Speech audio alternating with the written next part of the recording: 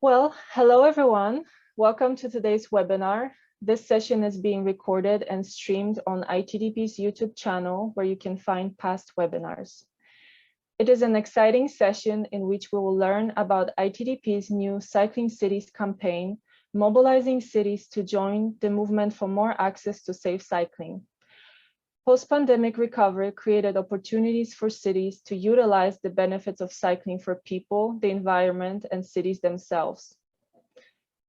The webinar will feature a discussion moderated by Heather Thompson, the CEO of ITDP, with two panelists representing cities that joined the webinar. Solange Muhirwa, who is the Chief Urban Planner from City of Kigali, and Jesus Carlos Soto, who is the Director of Mobility and Transportation Department for Zapopan Municipality in the metropolitan area of Guadalajara, Mexico. And finally, with Carly Gilbert Patrick, speaking on behalf of UN Environmental Program, the founding partner of the Cycling Cities campaign. We will convene with a short Q&A with the audience, during which you can post your own questions to the panelists through the Q&A function, and I'll make a reminder about that. But before the discussion portion, we'll first view an inspirational video on cycling cities, followed by brief introductions from the four panelists.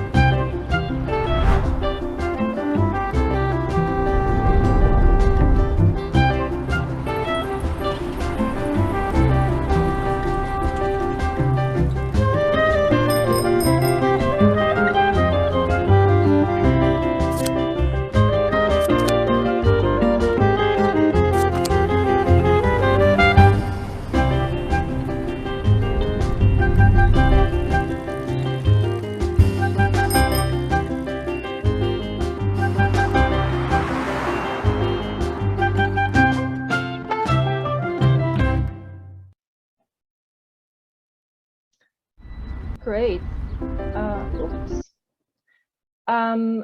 Great. I hope everyone liked that animated video. Now I'll hand it off to Heather, who will introduce the campaign, followed by Solange, Jesus, and Carly. And I'll ask that each panelist takes about 5 minutes on a brief overview of their or their city's work on cycling.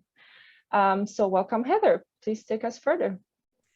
Thank you, Ivona. Again, my name is Heather Thompson, and I'm the CEO of ITDP, and I'm so excited to be here this morning, and I'm glad that you all liked the video. I know a lot of us were working on it for some weeks, and we're so excited about it. I think it's a great representation of so many people around the world so excited to be cycling these days. At ITDP, we're very excited to be launching this campaign, which we launched on World Bicycle Day just a week before last, and we've already gotten so much enthusiasm from, of course, our offices all around the world, but also so many partners and cities around the world.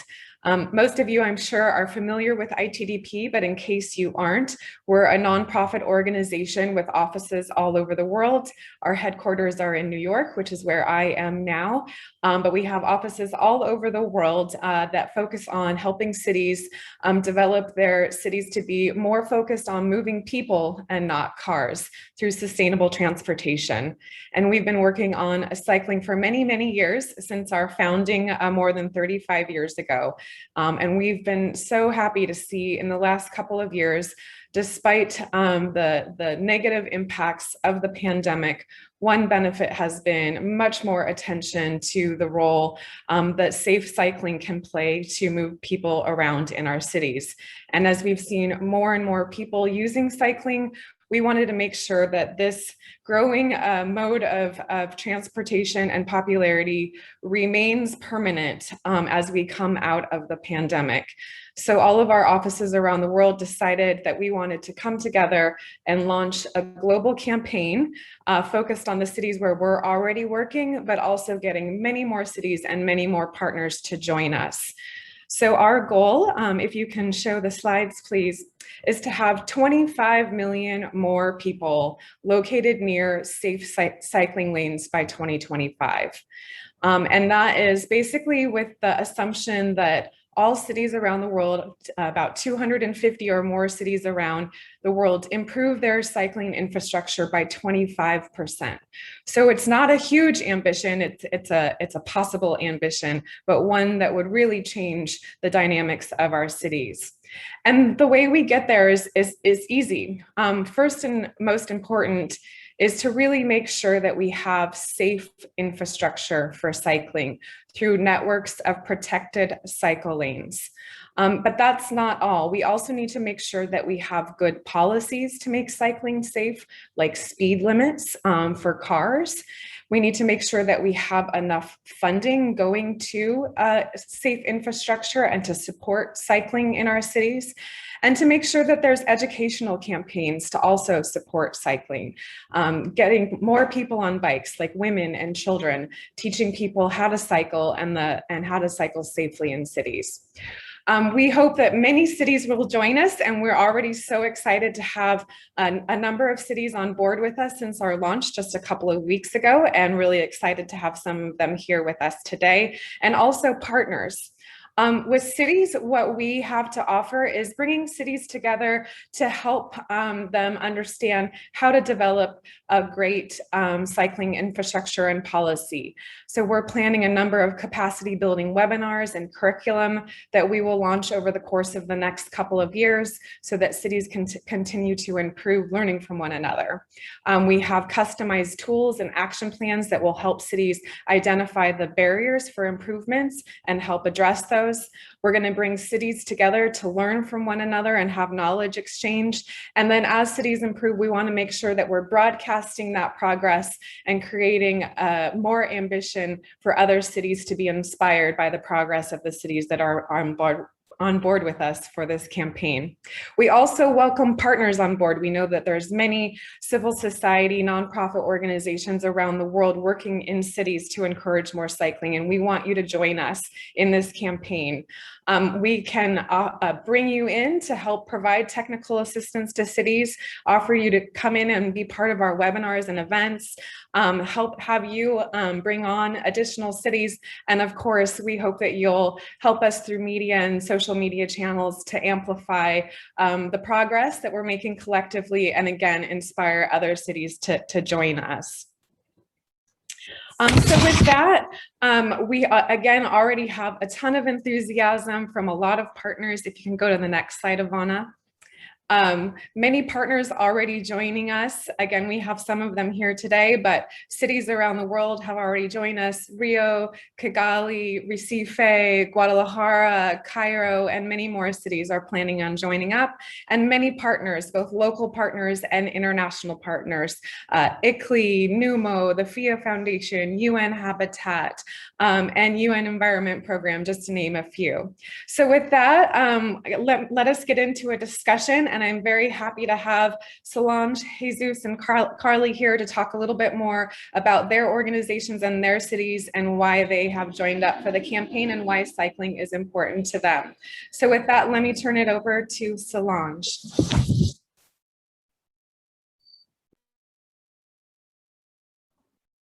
Welcome, Solange. And can you tell us just a little bit about yourself and the city of Kigali, Rwanda, where you're located, and why cycling is important to you? Okay, thank you. My name is Solange. I'm the Chief of Urban Planning at City of Kigali. Kigali is the capital city for Rwanda. And it is, I don't know if many of you are familiar with Rwanda. Rwanda is 1,000 hills. It has a lot of mountains. So everywhere there is a steep. It is hard to ride the bike, but we want to promote the bike because with this pandemic and all restrictions, more people are starting to use the bike to go to work. And we don't have infrastructure. Actually, we are starting installing basic infrastructure for like the bike lane on our street. All our roads are sort of car oriented. That's why we join the campaign, so we can learn from other cities how they manage to implement. Yes, you can see we have we are now starting installing the cycleway, so everyone, the citizen in Kigali can have a safe ride in Kigali. Thank you. Thank you, Solange. We're so excited to have Kigali on board with us, and looking forward to hearing a little bit more about what you've been doing. Next, let me turn to Jesus to tell us a little bit more about Guadalajara and why Guadalajara has signed up for the campaign.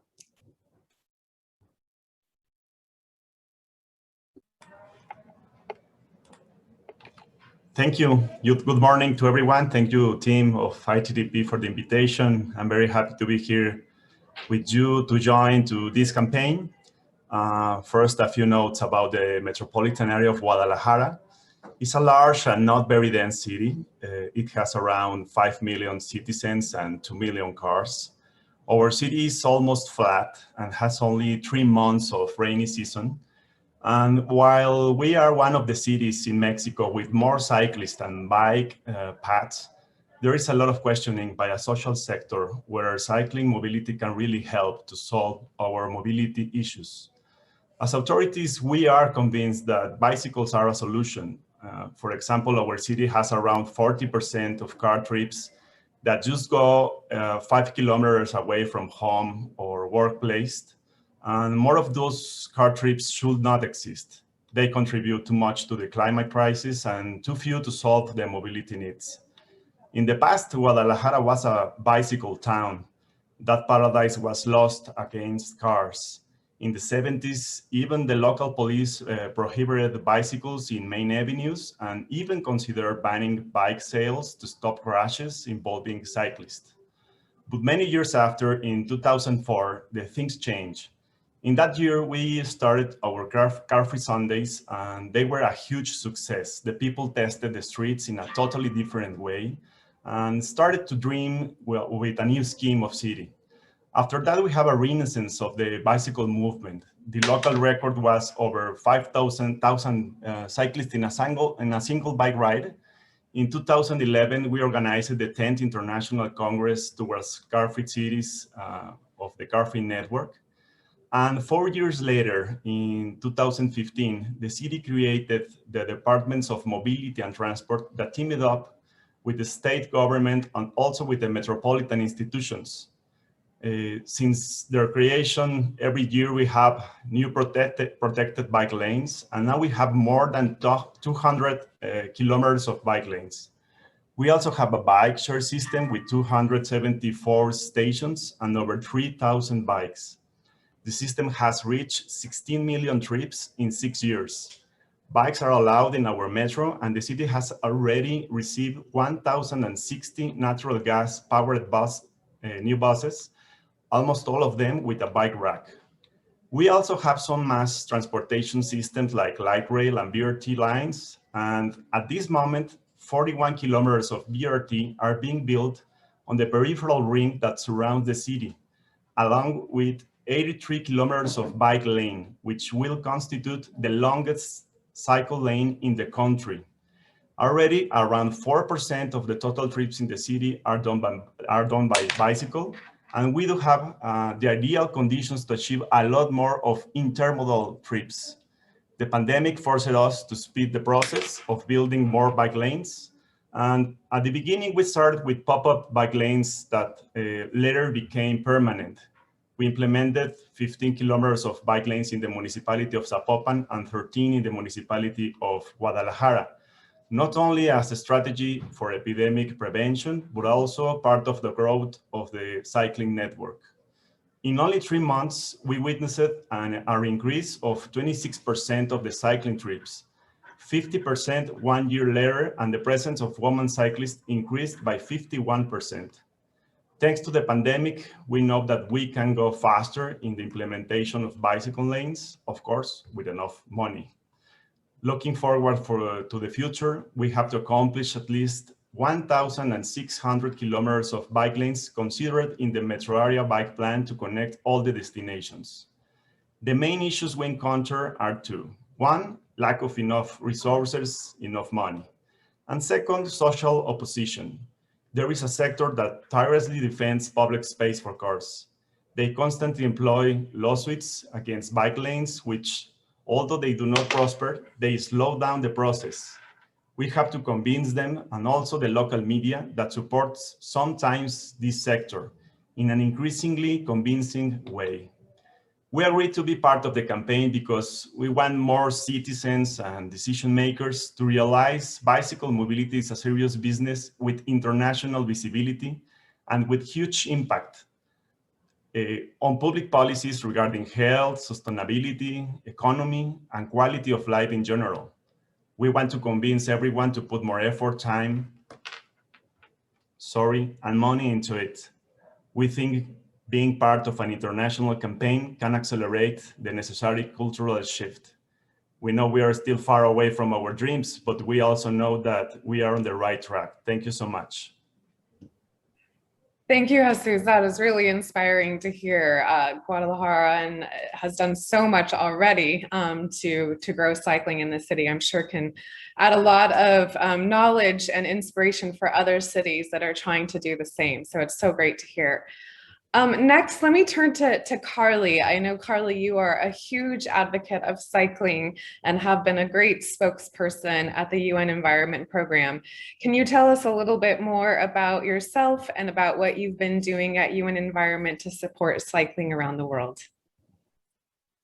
Yeah, sure. Thank you, Heather, and thanks for the invitation to this exciting event. So I head up the UNEP Active Mobility, Digitalization and Mode Integration team within the Sustainable Mobility Unit. And a key part of my role is really working with governments and other stakeholders to think about and prioritize the group of people who are the most often overlooked in transport policy, which is pedestrians and cyclists. And then specifically looking at cycling, we recognize as the UN voice for the environment that whilst our work is about decoupling increased emissions and economic growth from increased emissions and climate impact, there are huge other benefits for cycling, which we all know what they are. So we are really excited to join this campaign to really bring together all of these different partners under the one banner and focus of cycling cities. And I really hope our joint voice can have a huge impact. And I think a photo might be coming up soon. And then on a personal level, what's not to love about cycling? And actually where I live in a small town in Kenya called Nanyuki, we host a cycling event every year called 10 to 4, which brings people from all over the world to participate in this cycling event. So I've got a very personal connection to cycling. And this photo, so it may seem odd that there is a photo up there for a Cycling Cities event with no one cycling. But I chose this picture because for me, it really demonstrates the missed opportunities of not investing in cycling. And I think so often we focus on, how many people are cycling, how many more people can be cycling.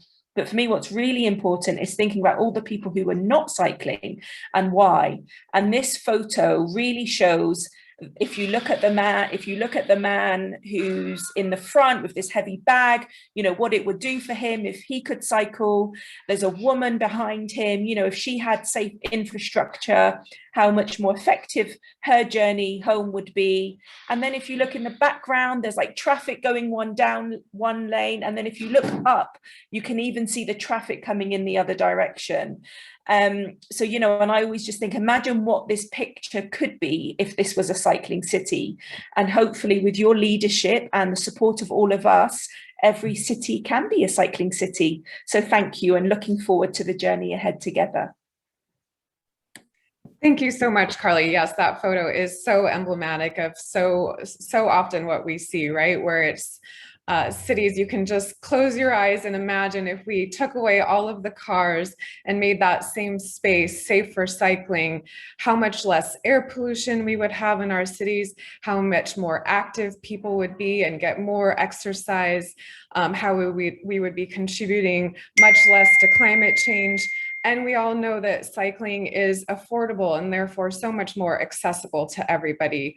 In most cities around the world, cars are not affordable for most people. And so it's a much more inequitable way of getting around. So cycling is just such an obvious solution. And I'm so excited that so many more cities are turning to cycling these days. So hopefully the campaign can really help get some more knowledge out there, get some more peer-to-peer, city-to-city learning and an inspiration. Solange, let me turn to you because although Guadalajara has been on the trajectory of improving cycling infrastructure and policy for a number of years, Kigali is really just getting started. So can you tell us a little bit more about some of the activities that Kigali has planned? I think you're doing some car-free days and other things to get more awareness about the benefits of cycling in Kigali. Can you tell us a little bit more about what you all are doing there? Okay, thank you.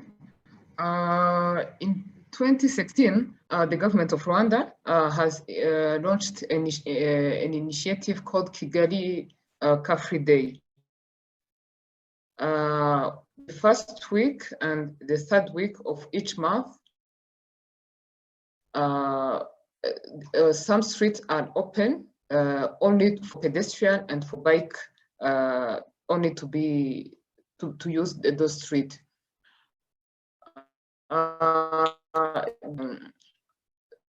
Just to cut the emission and to keep Rwandan moving toward to a healthy lifestyle, and to also promote the socialization of the residents of Kigali. It is an open event organized by the city of Kigali with the main aim on one hand to promote the culture of sport among residents, and also on the other hand to promote a green city, to have a city which is clean. This event is popular in Rwanda. It has also been replicated in other cities of Rwanda, but it was initiated in Kigali.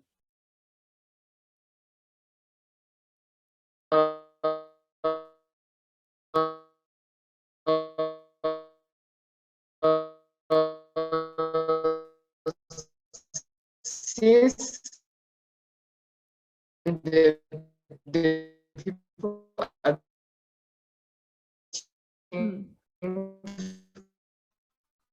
we may need to jump over maybe to a different questions. Yeah. Until Solange gets better connection. Okay. Yeah. Solange, sorry, we're losing you a little bit. Hopefully your connection will improve. The numbers are increasing always. The of this session. If you wouldn't mind, Ivana, maybe muting her, unfortunately. Yes, I'm trying. Thank you, sorry. Somehow I'm not able. Okay. Okay, there we go. She'll get back with us, I'm sure. Well, in the meantime, Jesus, you told us so much about the progress that Guadalajara has had over the years, and also the challenges. What do you think was sort of a turning point, and what sort of lessons do you have to offer other cities that are maybe earlier in their journey? Sure, Heather. Can you listen to me? Yes, well. I think that a turning point was the Car-Free Sundays that started in 2004 in Guadalajara, because they allowed us to see another kind of city totally. We experienced that in a new way, the public space. We found each other in the streets, and through our differences as people, and I think that started the mobilization and the renaissance of this cycling movement that then transformed in a huge amount of organizations promoting cycling and provoked that the authorities took the agenda later, 4 years later, from more years, like 10 years after that, were created the departments of mobility and transport in the municipalities. And I think that's the second biggest breakthrough, because these departments have pushed a lot of transformations in the city in the short time.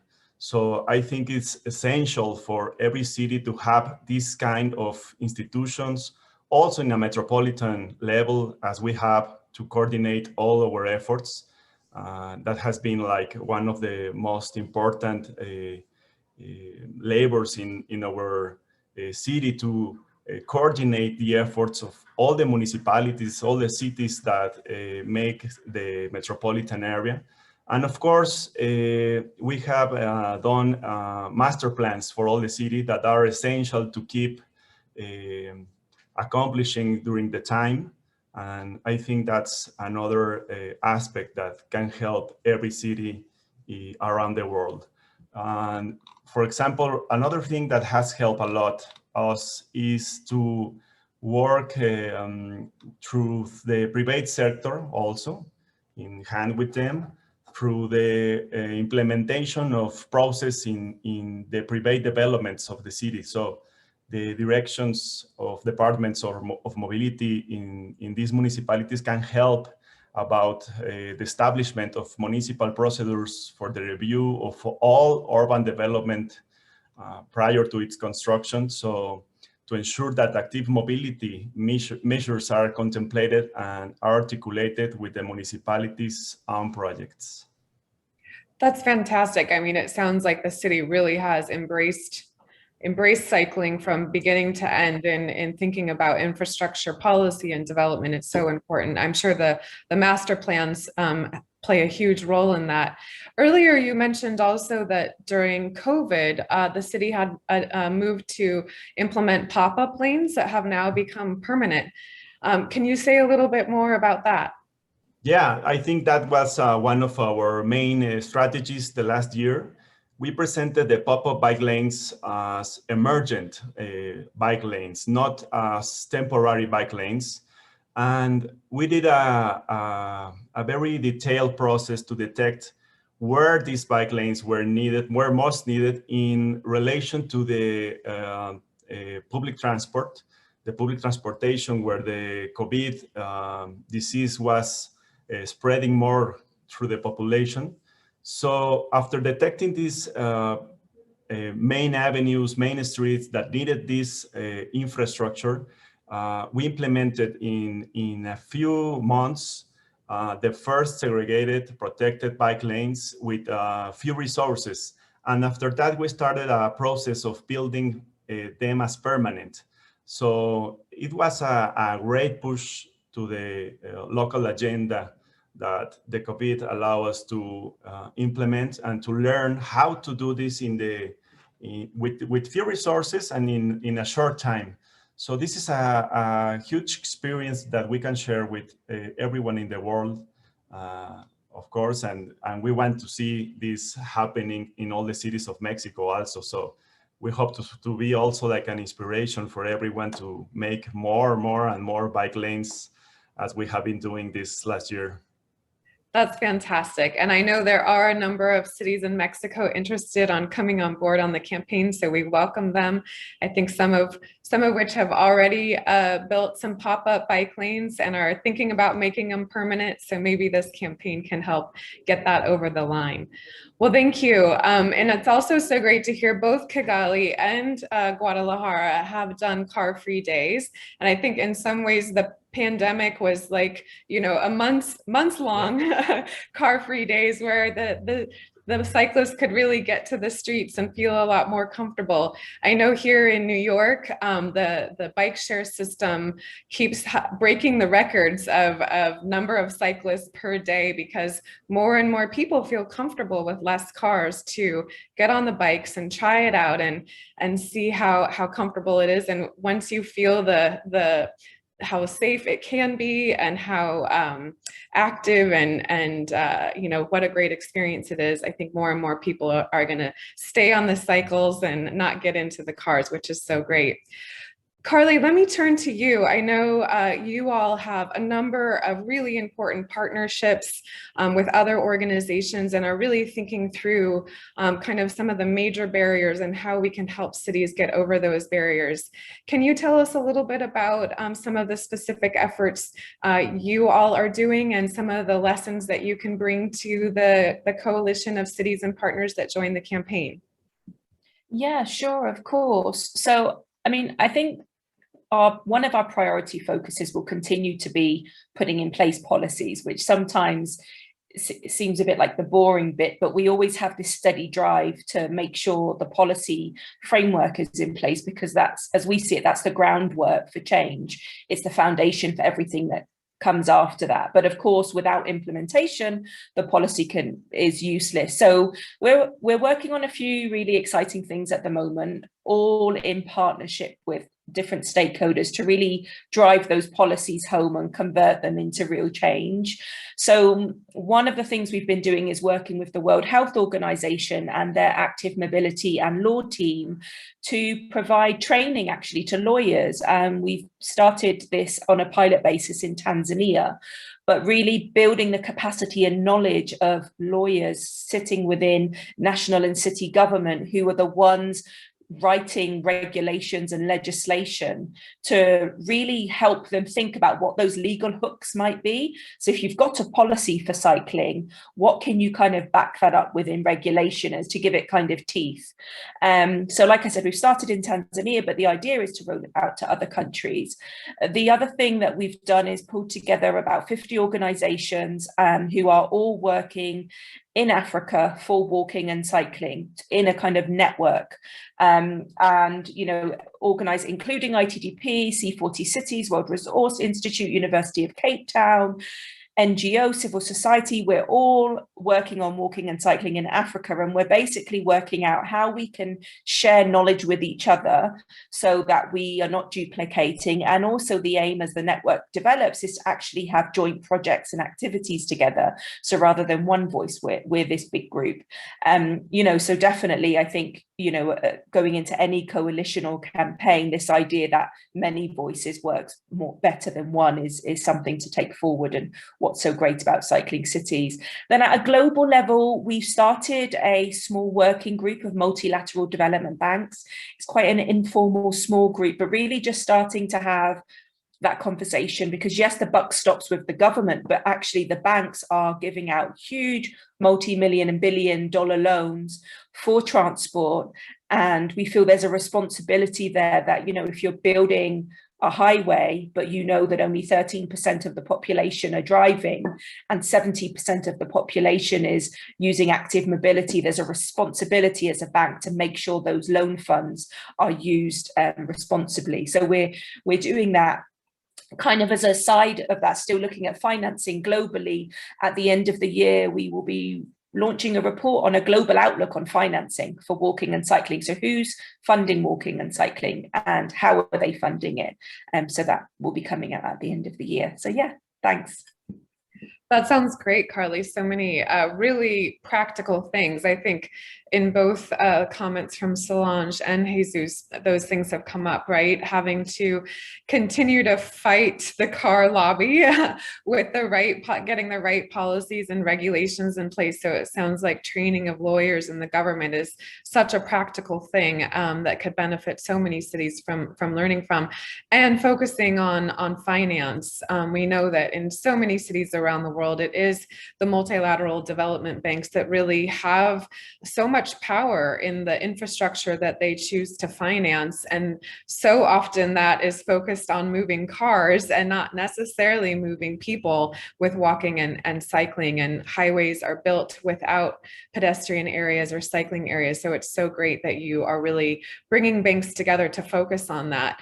I know we've had a lot of interest from banks, and they often say, well, there's not enough cities that are interested in this. And so that's why we're not focused on it. But we know that there are so many cities that are interested in improving their cycling and walking infrastructure. So great to have you on board for that. Solange, we lost you earlier. I think you had a bit of a bad connection there, but we did get to hear about the car-free days. I think your connection is back. Maybe it's, I think we're frozen again, unfortunately. Well, oh, there she is. Okay. I know that you are also launching a bike share system. Is that correct? And I know you had mentioned earlier that Kigali is such a hilly city. So can you tell us a little bit more about how you're planning your bike share system with e-bikes to overcome the hills? Awaited public bike sharing project. It will start in July this year, and we will start with 100 bikes. The city of Kigali is in close collaboration with other partnership, with other stakeholders, and we have launched this campaign to promote non-motorized transport as one of the resources to promote the safe public transport to everyone. This initiative was launched after the total lockdown because the public transport was not efficient with a lot of restrictions, and people didn't have enough bus to go to work. That's why most of people opt for the bike. And this is why we have started proposing other infrastructure for bike. And this is also part of our broader strategies for implementation of the Kigali City Master Plan. We have one of our goals called the City on the Move. And we are working with a private company called Guadalajara. And we have started installing modern ride-sharing dock stations across the two networks we are going to start as a pilot, because we are not sure if the population will like this project or not. That's why we started with two sections which can be successful, to see if this project will work. The bike will be used free of charge for the first 3 months, and after we will introduce a fair cost. And then for this pilot project, we are going to use only the city center and another vibrant area called Nemera. Actually, this idea started on paper and we didn't know how to implement it. And we were approached by ITDP, and they help us on how we can implement this project, and how we can work with other stakeholders who has also this project. And we are very lucky to have ITDP as our stakeholders to make this project become a reality, because we want to change the way our transportation is perceived in Rwanda. The public transport is now focused on buses and on motorbike, and this bike sharing will change our way of perceiving the public transport in Kigali. Because this bike will be used by everyone. It has GPS, so we can avoid them to be stolen or any incident. We are now installing stations everywhere in those networks. Each station will have 5 bikes, and also we have the station will have an additional parking space So people can also park their bike in this station. This project was launched or was initiated when we started implementing the car-free zone. We have a car-free zone. It is a street in downtown that was transformed into a pedestrian or a public space. Normally, the city is not for cars, it is for people. We want to transform Kigali into a pedestrian-friendly city. In August 2015, the city of Kigali has initiated this project of car-free zone, and now we are implementing this project. We have worked together with a school of architecture here in Kigali to redesign and see what we can implement in this area of the car-free zone. The design elements include pedestrian and cycling facilities. It will have a green corridor, a landscape kiosk for food, for fast food, exhibition zone, a playground for kids, a bike lane, which will be connected to an existing network in the CBD of Kigali. Thank you.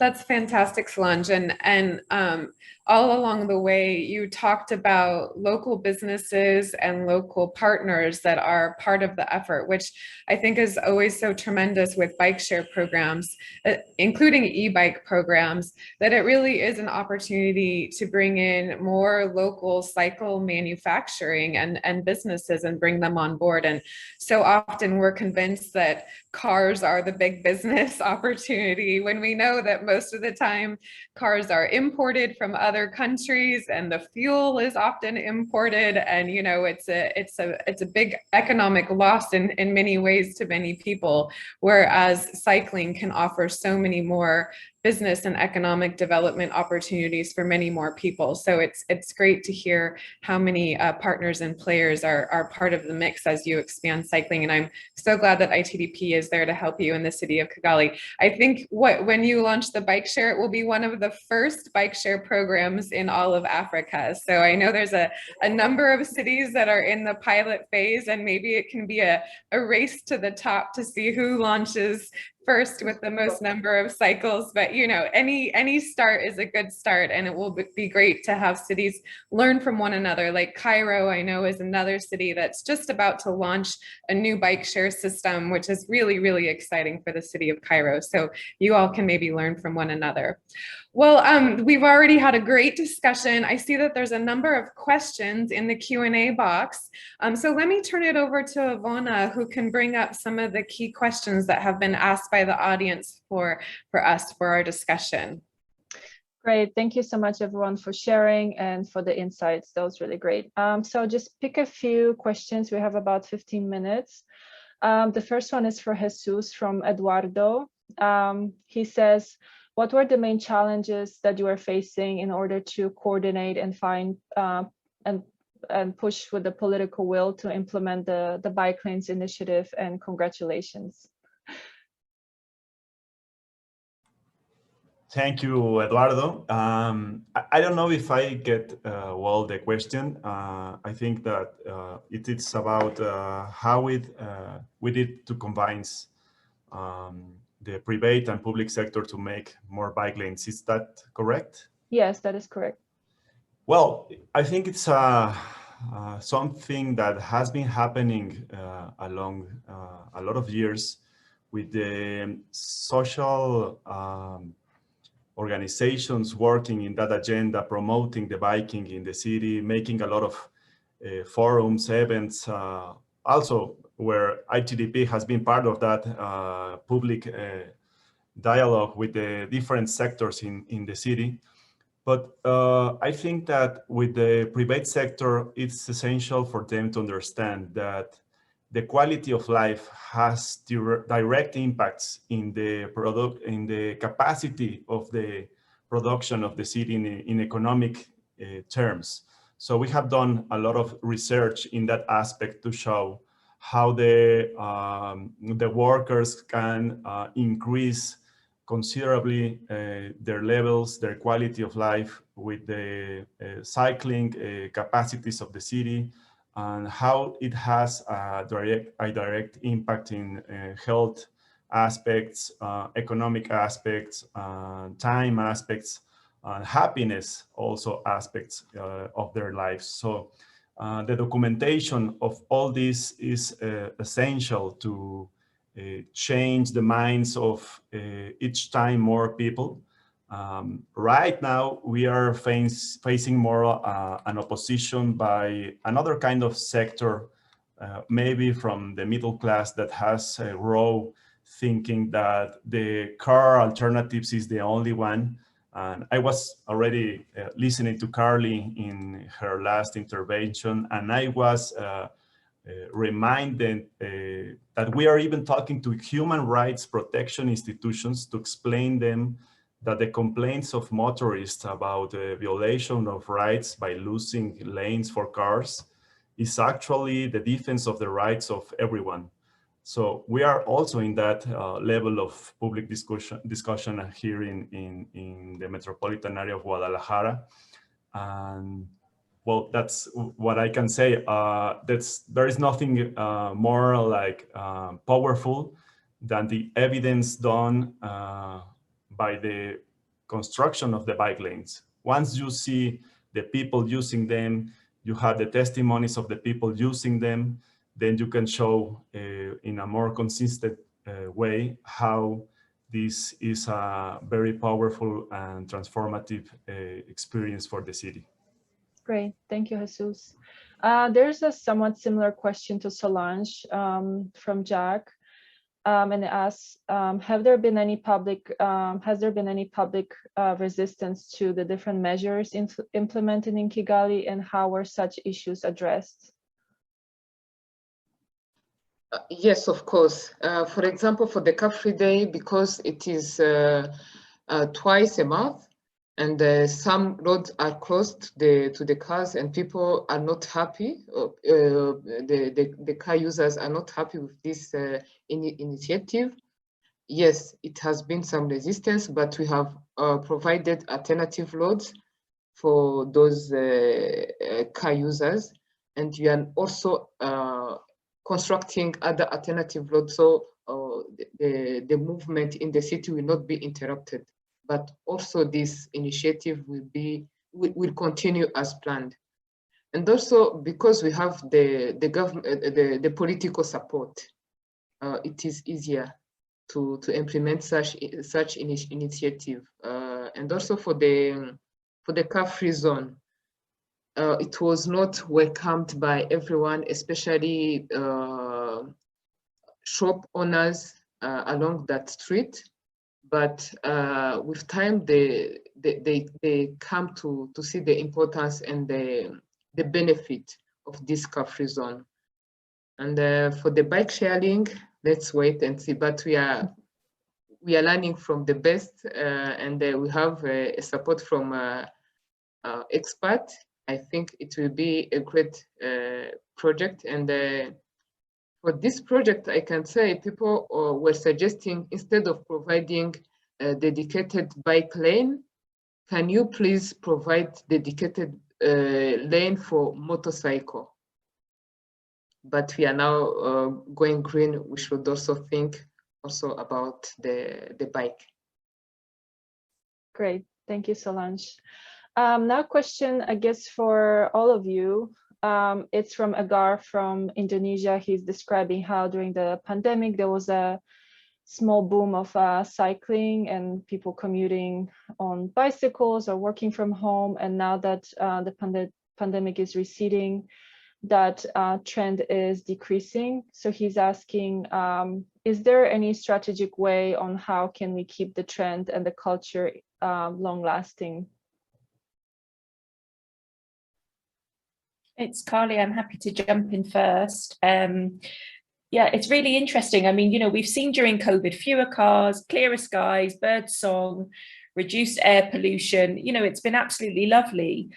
And what we found at the UN is cities that were already thinking about really trying, like Kigali, to prioritize cycling, did so more quickly during COVID and have continued to do so. But cities and national governments that never really had that planned strategy pre-COVID anyway, it's become a kind of little flight of fancy. And now that people are going back to work, things are changing. And actually, even in the UK, for example, where I'm from, there was, I think last year, there was an announcement of £2 billion pounds being invested over the next 5-year strategy on walking and cycling, which is great. But at the same time, they announced £27 billion pounds being invested on road projects. So, you know, even the UK, where they have a really strong established transport agency, still aren't necessarily getting their priorities right. So, you know, what is the solution? I think it's all of the things we've talked about. It's to keep on chipping away as international organizations, as NGOs, and to find people like Solange who are champions within their cities to kind of work with and support in doing things differently. I don't think there's a magic golden bullet that makes everything perfect overnight. Great. Somebody else would like to contribute? Yeah, well, that is why for us it was key to make the emergent bike lanes permanent, especially one we did in Zapopan of 8 and 2 kilometers on one of our main avenues. Many people realized that what they were missing by living in the car. We take advantage of the pandemic to demonstrate the resilience offered by the bicycle infrastructure and increase the percentage of trips. We are confident that this inertia will continue along with our promotion of the cycling through our cultural programs, because that's something I didn't say enough in my introduction. We are not only making bicycle infrastructure, we are creating each time new programs of promotion, education, capacitation of new users of cycling. And we are doing this also hand by hand with the social sector. They have already a campaign to help people to migrate from car trip to bicycle trips. And that was launched during the pandemic process, and that's going to keep happening. We are also offering this capacitation to the corporations in Zapopan, so the workers can make these shifts. So in this way, we know we are going to promote each time more the migration from one mode to another after the pandemic. Great. I might jump in and add a little bit as well. I know we have our team on the ground in Jakarta and working in other cities in Indonesia, and it's been really interesting to hear about the increase in interest in cycling there, and I hope it continues. And I think a real key is we hope that Jakarta will join our campaign and other cities in Indonesia.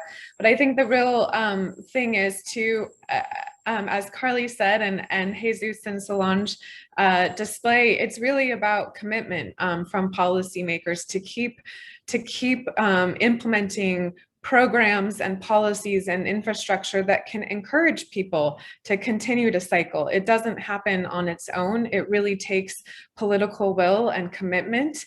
And in Jakarta, I know that there is a commitment to continue to roll out bike lanes and bike infrastructures, and also to launch a bike share program there. So hopefully, like Kigali and Guadalajara have done, that commitment will continue, and will continue to have the interest from cycling in Jakarta. I hope that can happen. Jakarta is such a perfect city for cycling. It's flat, there's lots of trees, the temperature isn't too bad, and there's a lot more infrastructure these days. So I hope that will continue. Solange, did you want to add something? Just one comment, because car owners are the minority in our city. The majority of people used to walk and also use public transport. And bike sharing is one of the mode of public transport.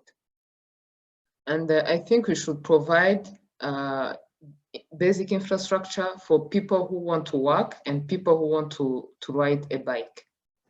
Yeah, thank you. Great. So we have about 3 minutes left. I will pick this last question, and I think it'll be very good for Carly and Heather. So from Ivantia, she's asking, in order to achieve successful city-to-city knowledge exchange partnerships, what criteria could we define as reference points? And that's related to the cycling campaign cities. I think, Heather, that's probably more for you. Sure. I'm not sure what's meant by criteria as reference points, but maybe I can try and answer the question. So we imagine, many cities coming on board for the campaign. Again, we encourage you to go onto our website and sign the pledge so that we know you're interested and we can get you on board for all of our capacity building and knowledge exchange that we're going to be rolling out later this year. So please come on board and sign the pledge. And we expect that there will be a number of cities that are focused on different things. For example, with here, Guadalajara is much more advanced, and maybe there we need to be focused on continuing to make the case for more cycling infrastructure, focusing on regulations, focusing on financing and funding. And there might be other cities that are having the same sort of barriers, and we can form cohorts, smaller cohorts of cities that are addressing those same challenges and that can learn from one another. There might be other cities like Kigali, like Cairo, that are focused on rolling out bike share programs and scaling up pilots. And so we can bring those cities together in smaller cohorts to learn from one another. So we imagine that different cities will be in different stages in their promotion of cycling, and there will be lots of learning opportunities between them. In terms of criteria, what we're looking for is for cities to make a commitment, either because they want to improve and increase infrastructure, increase funding, improve their policies, or focus on education and culture to increase the interest in cycling. So really it's any one of those areas that we're looking for a commitment and that we're going to bring cities together to learn from one another, because all of those components are really important for the success of cycling. Perfect. Thank you so much, everyone. Well, I'll bring this to closing. Thank you so much, everyone, the panelists for coming along and sharing the insights, and the audience, of course, for joining and posing the questions. We hope this webinar was inspiring and also a little bit intriguing. Please visit the pledge website. I put that in chat. Share with your cities and stay tuned for more exciting campaign events. Please also visit the Girl Cycling Toolkit.